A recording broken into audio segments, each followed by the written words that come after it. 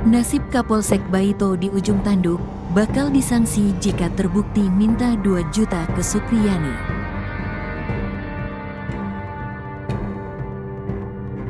Nasib Kapolsek Baito, Ibdami dan Kanit Reskrim Polsek Baito berada di ujung tanduk.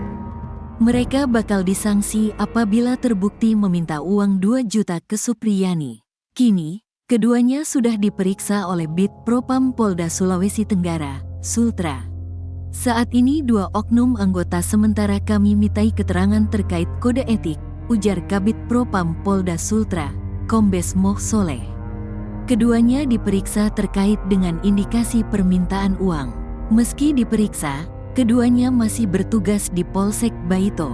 Moh Soleh melanjutkan, apabila keduanya terbukti bersalah, maka keduanya akan disangsi penempatan khusus atau patsus. Kalau memang terbukti ada pelanggaran kode etik, kami akan tingkatkan untuk patsus atau ditarik ke Polda Sultra, jelasnya, dikutip dari tribunnyusultra.com. Soleh menambahkan, saat ini sudah ada 7 orang anggota polisi yang diperiksa terkait permintaan uang 2 juta.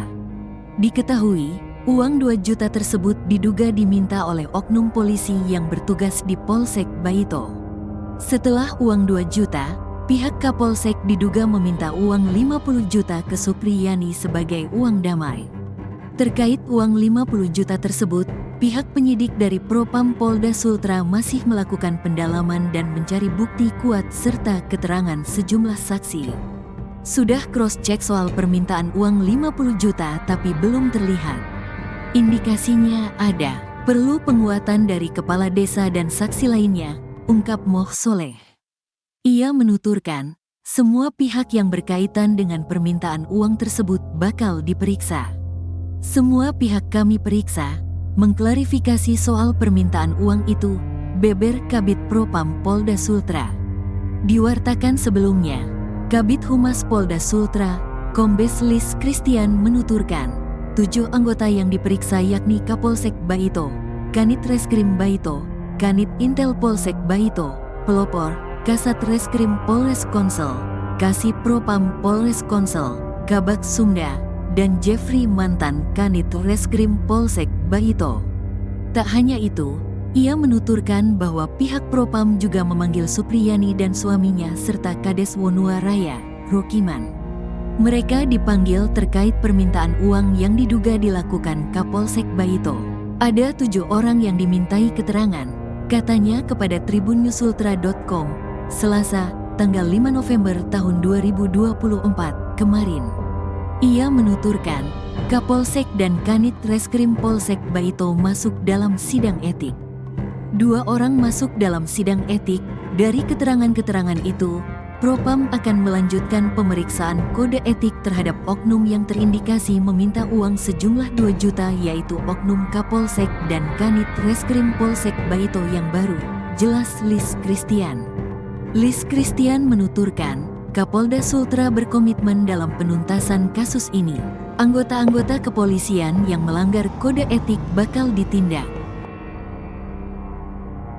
Guru honorer Supriyani mencabut kesepakatan damai yang diinisiasi Bupati Konawe Selatan, Surunudin Dangga pada Selasa, tanggal 6 November tahun 2024 kemarin. Kesepakatan damai Supriyani dengan orang tua korban Aibda WH dan istri soal tuduhan aniaya anaknya di Kecamatan Baito, Kabupaten Konawe Selatan, Provinsi Sulawesi Tenggara. Berdasarkan surat tertulis yang diterima tribunnyusultra.com, Rabu, tanggal 6 November tahun 2024, menyatakan Supriyani mencabut tanda tangan persetujuan kesepakatan damai. Surat pernyataan Supriyani tersebut ditandatangani di atas meterai 10.000 dan ditembuskan ke Majelis Hakim dan Jaksa Penuntut Umum Perkara Nomor 104 PIT Sus 2024 PN Andulo, Bupati dan Kapolres Konawe Selatan.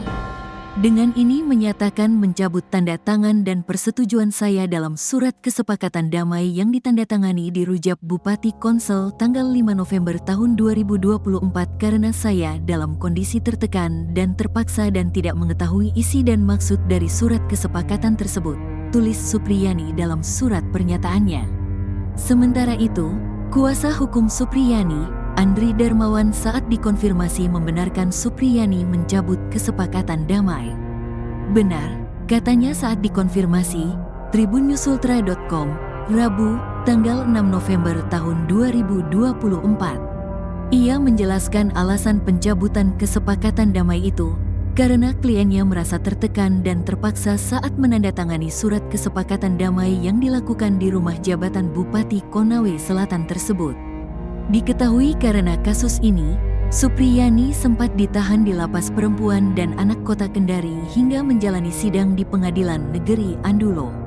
Setelah kasus ini viral dan menjadi perhatian publik, beberapa kali pihak kepolisian, kejaksaan, dan Aibda WH meminta kepada Supriyani.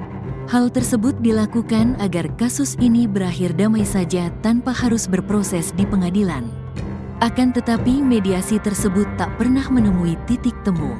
Hingga kemudian, pada Selasa, tanggal 5 November tahun 2024, Bupati Konawe Selatan Surunudin Dangga menginisiasi pertemuan antara guru honorer Supriyani dan Aibda WH.